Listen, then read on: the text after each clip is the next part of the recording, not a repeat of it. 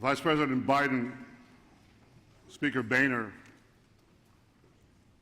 distinguished senators, members of the House, honored guests, I'm deeply moved by this warm welcome. And I'm deeply honored that you've given me the opportunity to address Congress a second time. Mr. Vice President, do you remember the time that we were the new kids in town?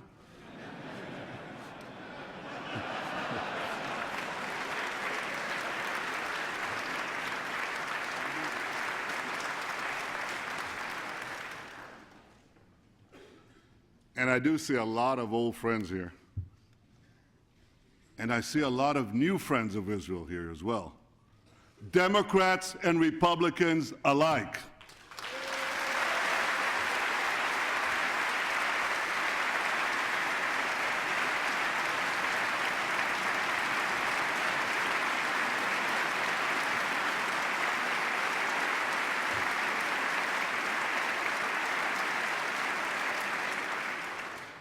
Israel has no better friend than America, and America has no better friend than Israel.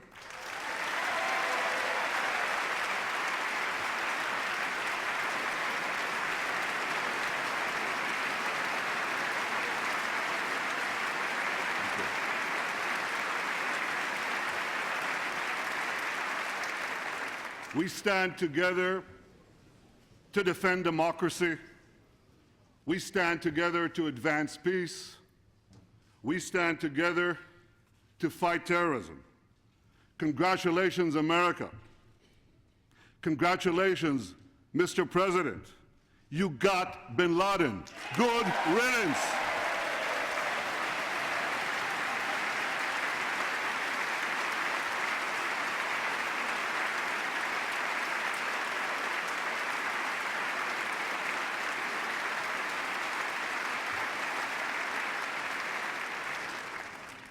In an unstable Middle East,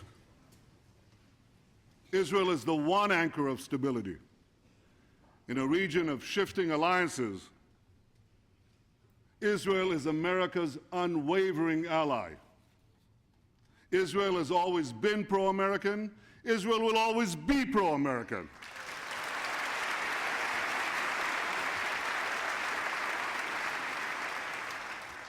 My friends, you don't need to do nation building in Israel. We're already built.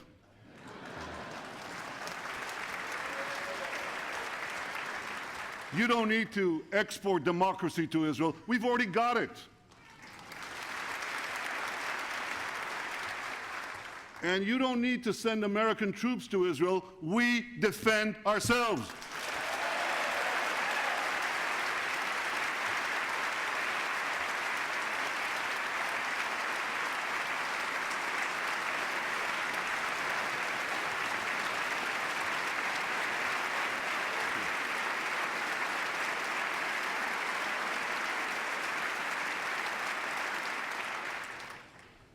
You've been very generous in giving us tools to do the job of defending Israel on our own.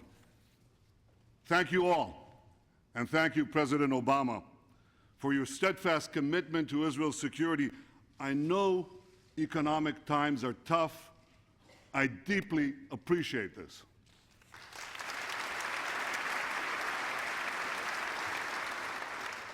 Some of you have been telling me that your belief has been reaffirmed in recent months that support for Israel's security is a wise investment in our common future. For an epic battle is now underway in the Middle East between tyranny and freedom. A great convulsion is shaking the earth from the Khyber Pass to the Straits of Gibraltar. The tremors have shattered states. They've toppled governments. And we can all see that the ground is still shifting. Now, this historic moment holds the promise of a new dawn of freedom and opportunity. There are millions of young people out there who are determined to change their future. We all look at them. They muster courage. They risk their lives. They demand dignity. They desire liberty. These extraordinary scenes in Tunis and Cairo evoke those of Berlin and Prague in 1989. Yet, as we share their hopes,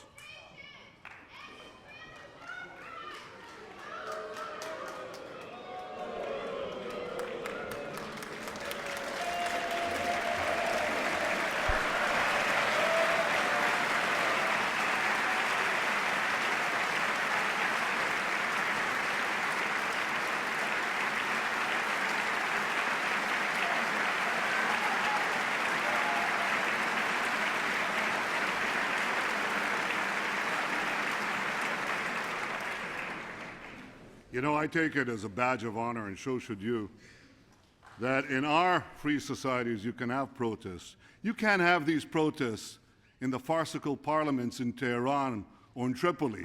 This is real democracy.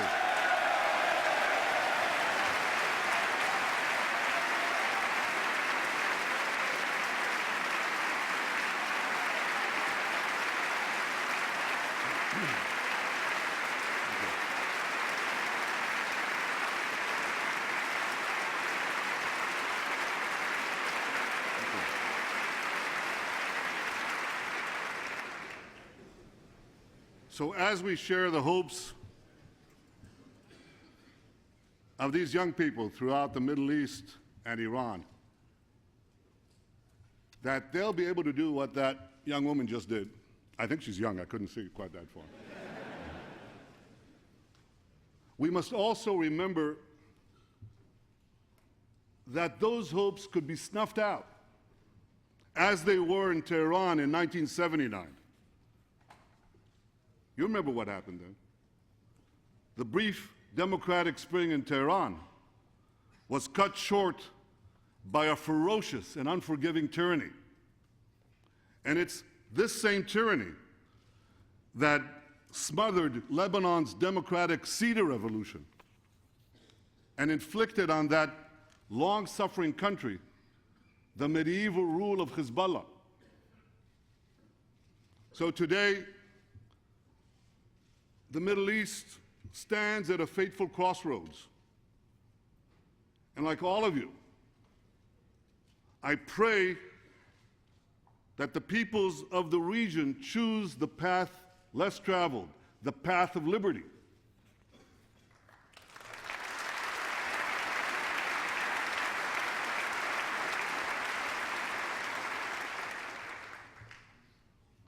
No one knows what this path consists of better than you. Nobody.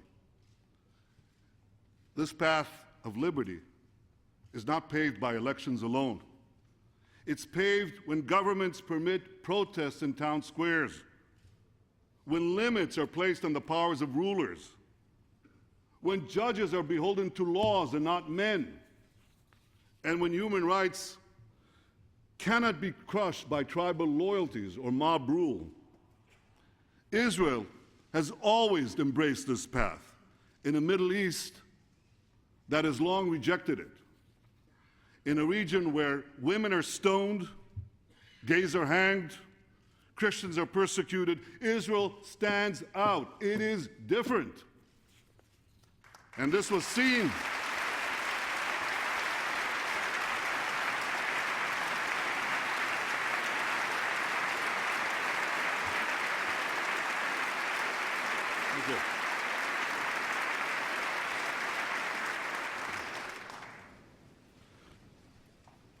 There was a great English writer in the 19th century, George Eliot. It's a she. That was a pseudonym in those days. George Eliot predicted over a century ago that once established, the Jewish state, here's what she said, the Jewish state will shine like a bright star of freedom amid the despotisms of the East. Well, she was right. We have a free press, independent courts, an open economy, rambunctious parliamentary debates. Now, don't laugh. You see, you think you're tough on one another here in Congress? Come spend a day in the Knesset. Be my guest.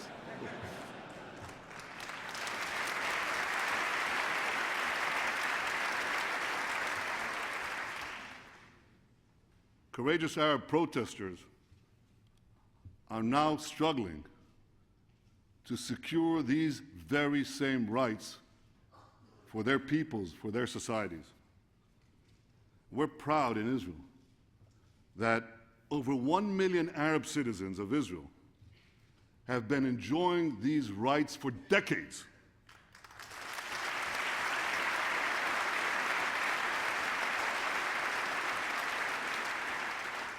Of the 300 million Arabs in the Middle East and North Africa, only Israel's Arab citizens enjoy real democratic rights.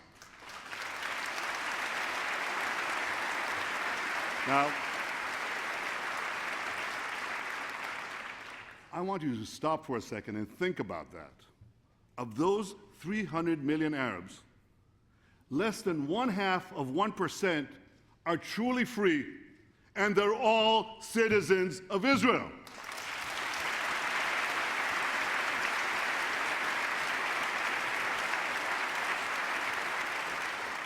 This startling fact reveals a basic truth. Israel is not what is wrong about the Middle East. Israel is what is right about the Middle East.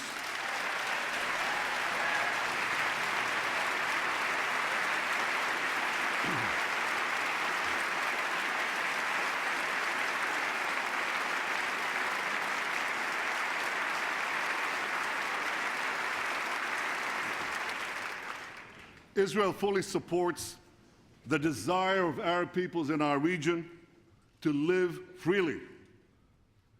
We long for the day when Israel will be one of many real democracies in the Middle East. 15 years ago, I stood at this very podium. By the way, it hasn't changed. I stood here and I said that democracy must start to take root in the Arab world. Well, it's begun to take root. And this beginning holds the promise of a brilliant future, of peace and prosperity. Because I believe that a Middle East that is genuinely democratic will be a Middle East truly at peace. But while we hope for the best, and while we work for the best, we must also recognize that powerful forces oppose this future. They oppose modernity. They oppose democracy. They oppose peace. Foremost among these forces is Iran. The tyranny in Tehran brutalizes its own people. It supports attacks against American troops in Afghanistan and in Iraq. It subjugates Lebanon and Gaza. It sponsors terror worldwide. When I last stood here, I spoke of the consequences of Iran developing nuclear weapons. Now time is running out. The hinge of history may soon turn. For the greatest danger of all could soon be upon us. A militant Islamic regime armed with nuclear weapons. Militant Islam threatens the world. It threatens Islam. Now, I have no doubt, I'm absolutely convinced, that it will ultimately be defeated. I believe it will eventually succumb to the forces of freedom and progress. It depends on cloistering young minds for a given amount of years. And the process of opening up information will ultimately defeat this movement. But like other fanaticisms that were doomed to fail, militant Islam could exact an horrific price from all of us before its eventual demise. A nuclear-armed Iran would ignite a nuclear arms race in the Middle East. It would give terrorists a nuclear umbrella. It would make the nightmare of nuclear terrorism a clear and present danger throughout the world. I want you to understand what this means, because if we don't stop it, it's coming. They could put a bomb anywhere. They could put it in a missile. They're working on missiles that could reach this city. They could put it on a ship inside a container, could reach every port.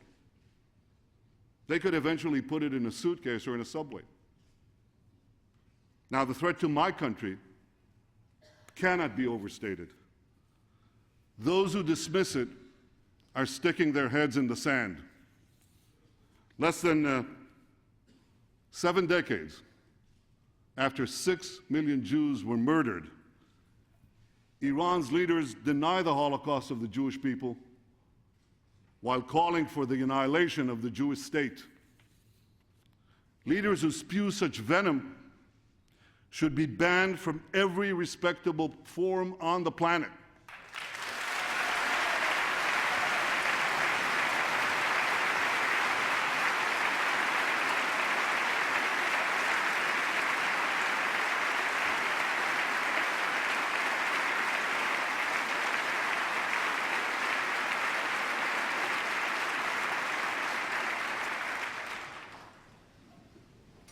But there's something that makes the outrage even greater. And you know what that is? It's the lack of outrage.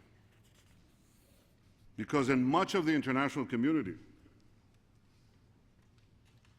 the calls for our destruction are met with utter silence. It's even worse, because there are many who rush to condemn Israel for defending itself against Iran's terror proxies. Not you. Not America.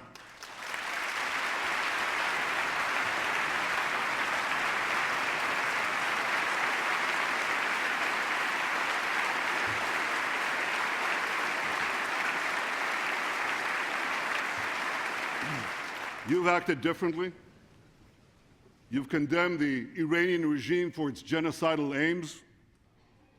You've passed tough sanctions against Iran. History will salute you, America.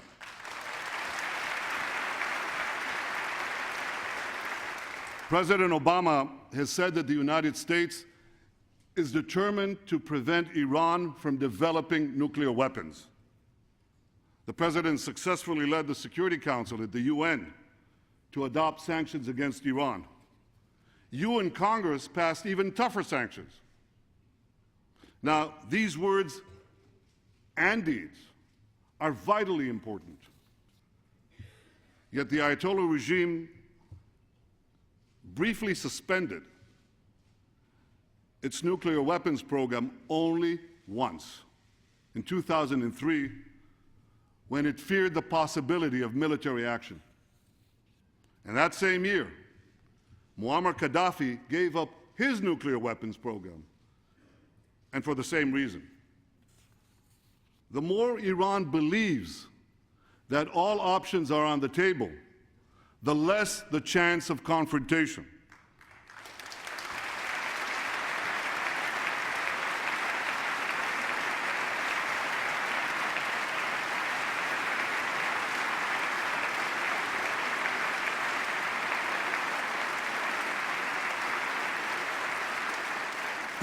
And this is why I ask you to continue to send an unequivocal message that America will never permit Iran to develop nuclear weapons.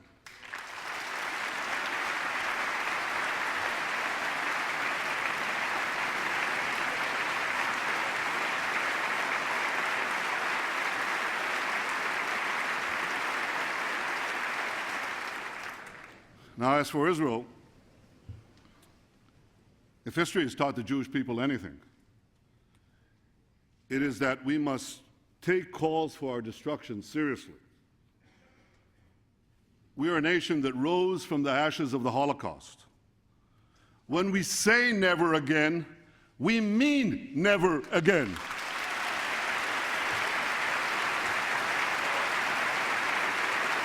Israel always reserves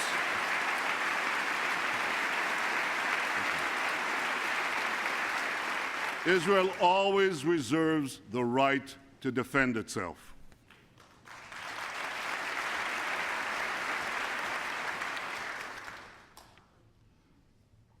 My friends, while Israel will be ever vigilant in its defense,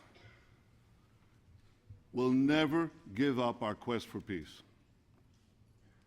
I guess we'll give it up when we achieve it. Because we want peace. Because we need peace. Now, we've achieved historic peace agreements with Egypt and Jordan, and these have held up for decades. I remember what it was like before we had peace. I was nearly killed in a firefight inside the Suez Canal. I mean that literally, inside the Suez Canal. And I was going down to the bottom with a 40-pound ammunition pack on my back, and somebody reached out to grab me, and they're still looking for the guy who did such a stupid thing. I was nearly killed there. And I remember battling terrorists along both banks of the Jordan. Too many Israelis have lost loved ones, and I know their grief. I lost my brother. So no one in Israel wants a return to those terrible days. The peace with Egypt and Jordan has long served as an anchor of stability and peace in the heart of the Middle East. And this peace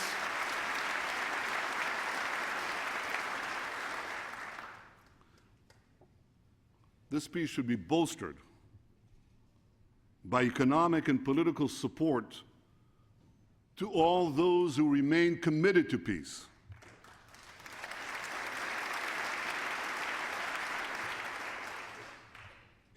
The peace agreements between Israel and Egypt and Israel and Jordan are vital, but they're not enough. We must also find a way to forge a lasting peace with the Palestinians.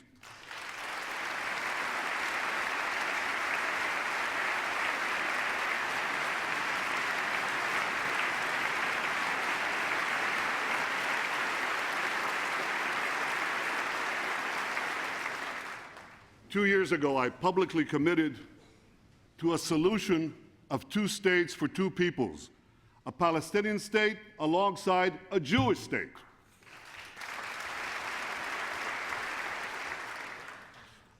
I'm willing to make painful compromises to achieve this historic peace.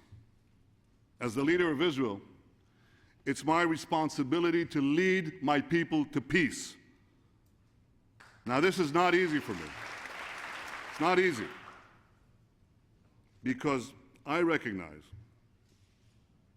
that in a genuine peace, we'll be required to give up parts of the ancestral Jewish homeland. And you have to understand this. In Judea and Samaria, the Jewish people are not foreign occupiers.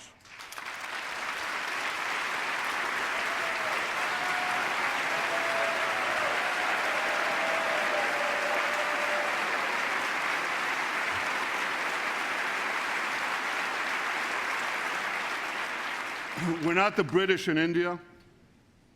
We're not the Belgians in the Congo. This is the land of our forefathers, the land of Israel, to which Abraham brought the idea of one God, where David set out to confront Goliath, and where Isaiah saw a vision of eternal peace. No distortion of history. And boy, am I reading a lot of distortions of history lately, old and new.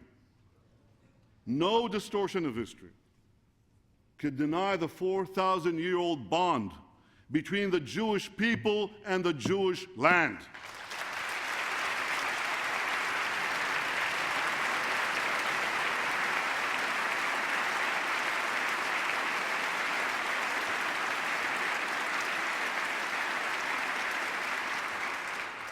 But there is another truth. The Palestinians share this small land with us. We seek a peace in which there'll be neither Israel's subjects nor its citizens. They should enjoy a national life of dignity as a free, viable, and independent people living in their own state.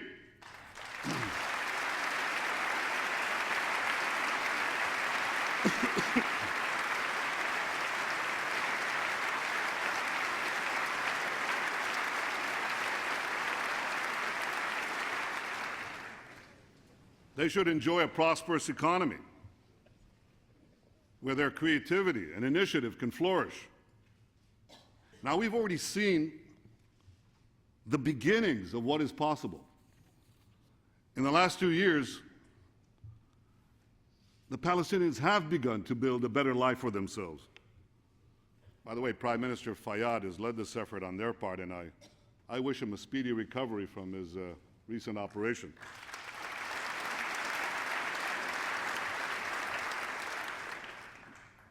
We've helped on our side. We've helped the Palestinian economic growth by removing hundreds of barriers and roadblocks to the free flow of goods and people. And the results have been nothing short of remarkable. The Palestinian economy is booming. It's growing by more than 10% a year. And Palestinian cities, they look very different today than what they looked just a few years ago. They have shopping malls, movie theaters, restaurants, banks. They even have e-businesses, but you can't see that when you visit them. That's what they have. It's a great change. And all of this is happening without peace. So imagine what could happen with peace.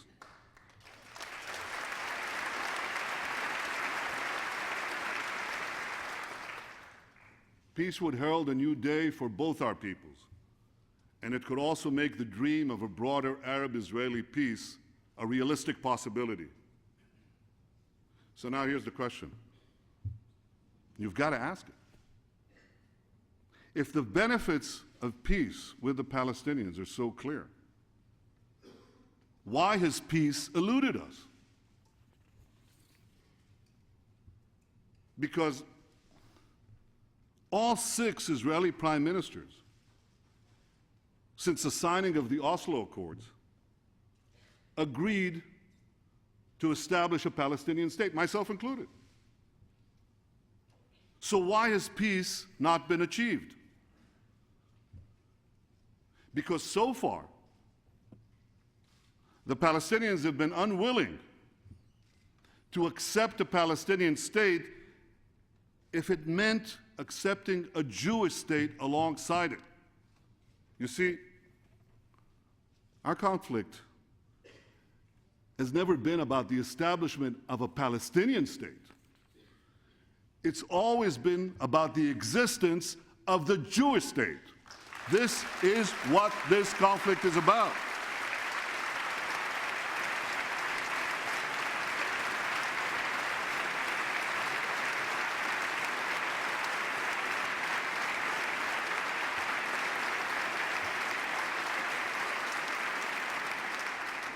In 1947, the UN voted to partition the land into a Jewish state and an Arab state.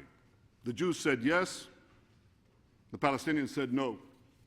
In recent years, the Palestinians twice refused generous offers by Israeli prime ministers to establish a Palestinian state on virtually all the territory won by Israel in the Six-Day War. They were simply unwilling to end the conflict. And I regret to say this. They continue to educate their children to hate. They continue to name public squares after terrorists. And worst of all, they continue to perpetuate the fantasy that Israel will one day be flooded by the descendants of Palestinian refugees. My friends, this must come to an end.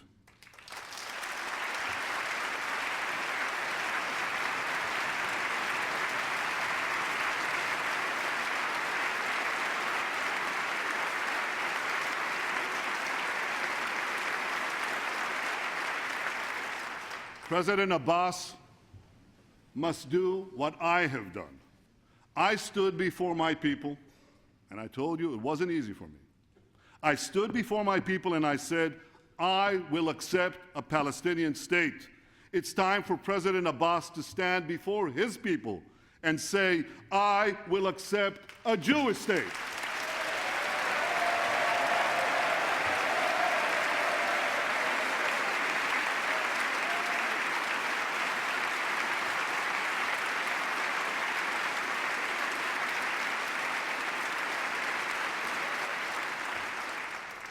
Those 6 words will change history.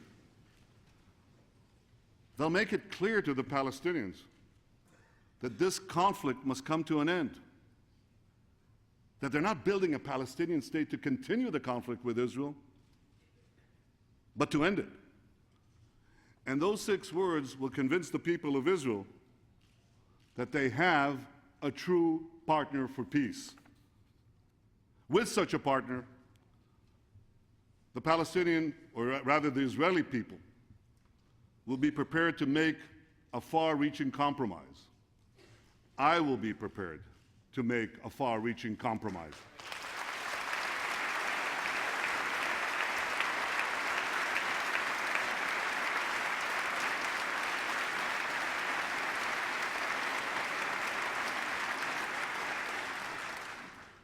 This compromise must reflect the dramatic demographic changes that have occurred since 1967.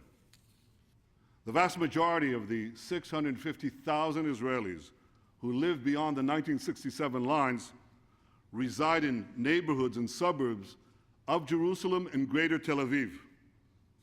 Now, these areas are densely populated, but they're geographically quite small. And under any realistic peace agreement, these areas, as well as other places of critical strategic and national importance, will be incorporated into the final borders of Israel.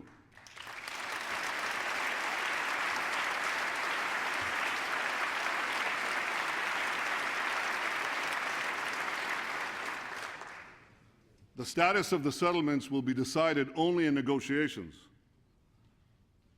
But we must also be honest.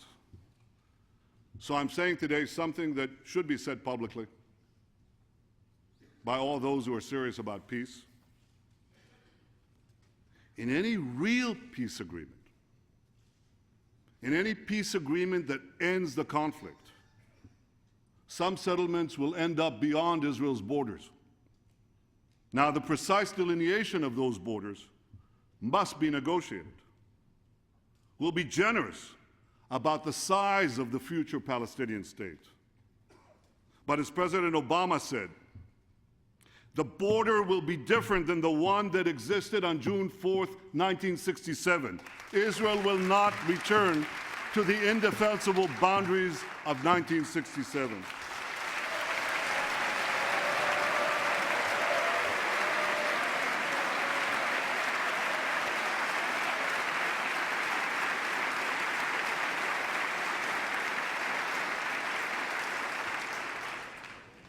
So I want to be very clear on this point.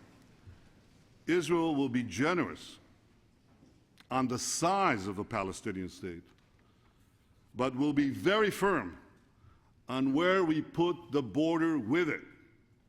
This is an important principle, shouldn't be lost. We recognize that a Palestinian state must be big enough to be viable, to be independent, to be prosperous. All of you, and the President too, have referred to Israel as the homeland of the Jewish people, just as you've been talking about a future Palestinian state is the homeland of the Palestinian people. Well, Jews from around the world have a right to immigrate to the one and only Jewish state.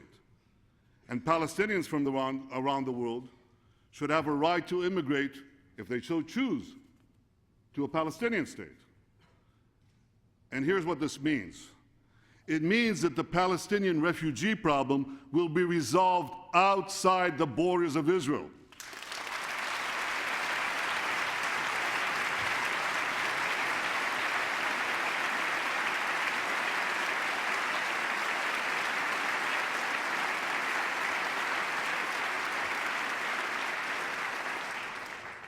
You know, everybody knows this. It's time to say it. It's important. And as for Jerusalem, only a democratic Israel has protected the freedom of worship for all faiths in the city.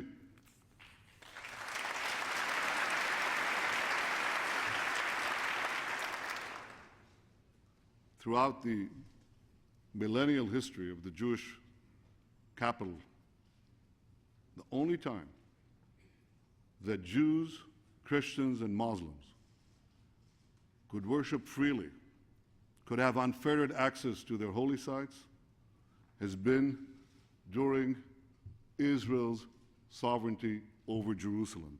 Jerusalem must never again be divided. Jerusalem must remain the united capital of Israel.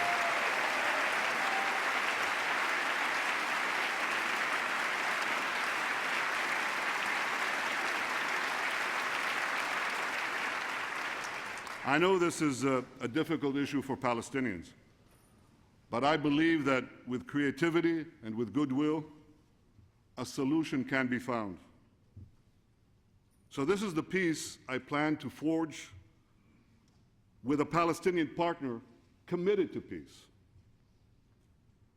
But you know very well that in the Middle East, the only peace that will hold is a peace you can defend. So peace must be anchored in security.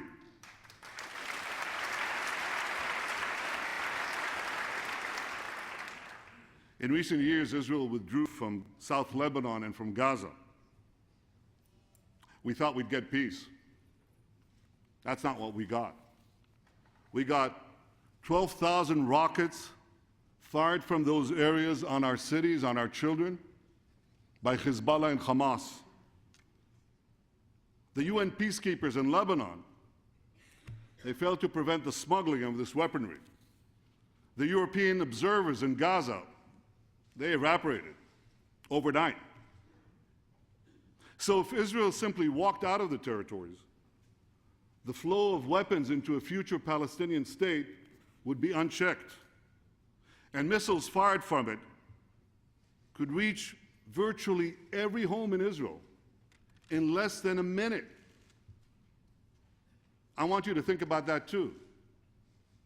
Imagine there's a siren going on now, and we have less than 60 seconds to find shelter from an incoming rocket. Would you live that way? You think anybody can live that way? Well, we're not going to live that way either.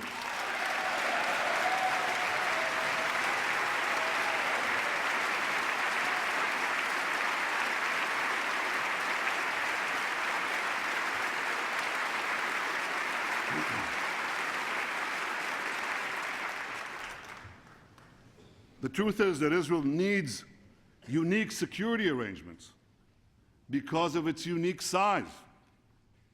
It's one of the smallest countries in the world. Mr. Vice President, I'll grant you this. It's bigger than Delaware. It's even bigger than Rhode Island, but that's about it. Israel on the 1967 lines would be half the width of the Washington Beltway. Now here's a bit of nostalgia. I came to Washington 30 years ago as a young diplomat. It took me a while, but I finally figured it out. There is an America beyond the Beltway.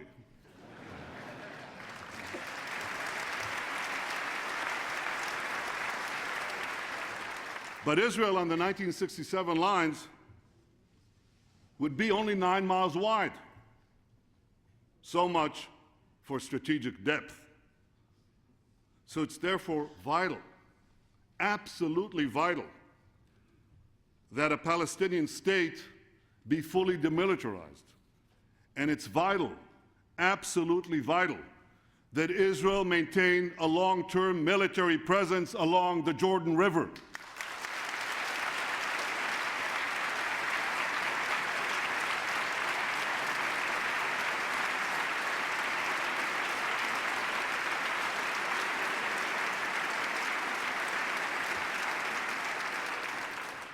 Solid security arrangements on the ground are necessary not only to protect the peace, they're necessary to protect Israel in case the peace unravels. Because in our unstable region, no one can guarantee that our peace partners today will be there tomorrow. And my friends, when I say tomorrow, I don't mean some distant time in the future. I mean tomorrow.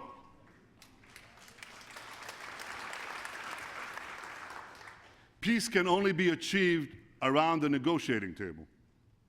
The Palestinian attempt to impose a settlement through the United Nations will not bring peace. It should be forcefully opposed by all those who want to see this conflict end. I appreciate the President's clear position on this issue. Peace cannot be imposed. It must be negotiated.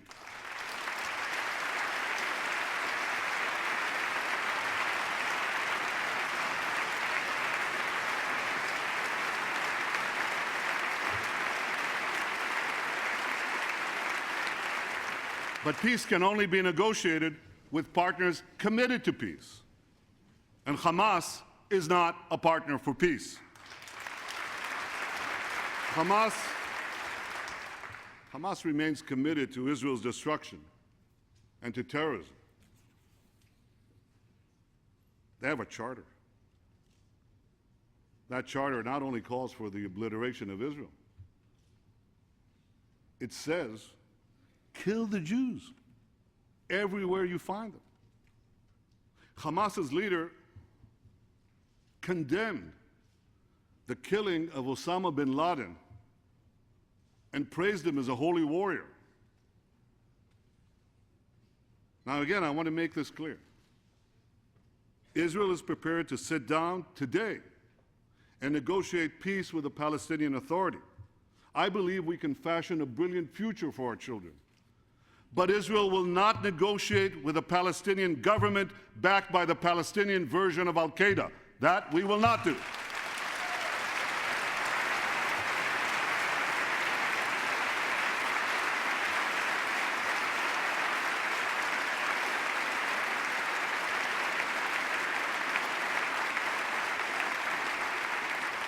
So I say to President Abbas, tear up your pact with Hamas. Sit down and negotiate. Make peace with a Jewish state.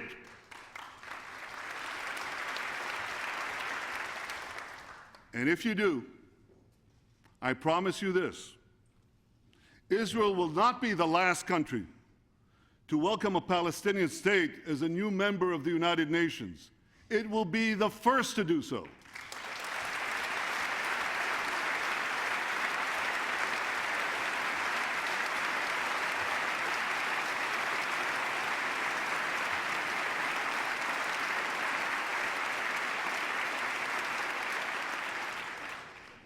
My friends, the momentous trials of the last century and the unfolding events of this century attest to the decisive role of the United States in defending peace and advancing freedom.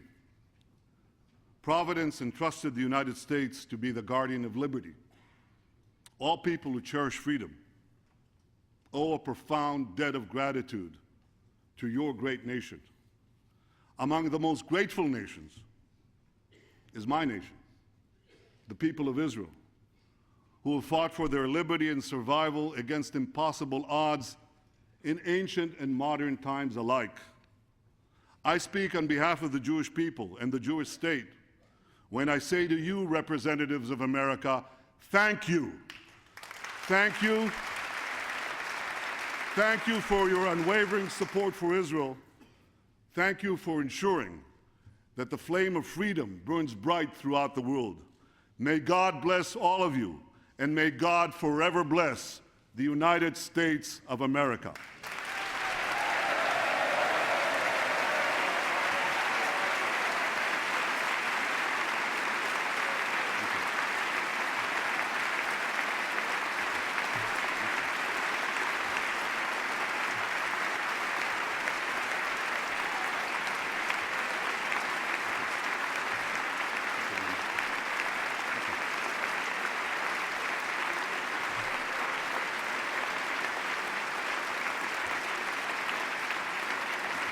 Thank you very much.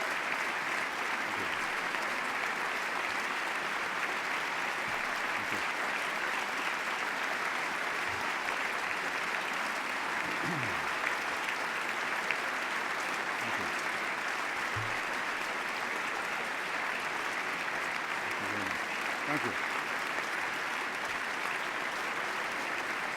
Thank you very much. Thank you.